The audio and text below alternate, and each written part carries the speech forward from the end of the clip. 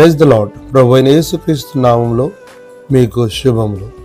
ఈ దినం కొరకైన దేవుని వాగ్దానము, జగదుత్పత్తి మొదలుకొని వధింపబడి ఉన్న గొర్రెపిల్ల.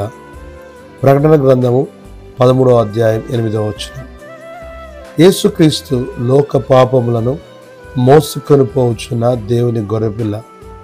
ఈ గొర్రెపిల్ల అయిన యేసుక్రీస్తు జగదుత్పత్తి మొదలుకొని ఆయన వధింపబడుచున్నాడు. ఆదాము అవ్వలు పాపము చేసి దైవత్వము కోల్పోయి దిగంబరులుగా ఉండిన సమయంలో గొర్రెపిల్ల వధింపబడగా వారికి చర్మపు చొక్కాయిలు తొడిగించబడినవి. మొరియా కొండపై ఇస్సాకుకు ప్రతిగా వధించబడిన గొర్రెపిల్ల. లేవియా కాండములో గమనించినప్పుడు బలుల్లో అర్పింపబడినది ఈ గొర్రెపిల్లనే. అయితే యేసుక్రీస్తు మానవుడిగా ఈ లోకమునకు వచ్చి మనుషులందరి పాపముల కొరకు ఒక్కసారే సిలువలో మరణించి సమాధి చేయబడి తిరిగి లేచెను.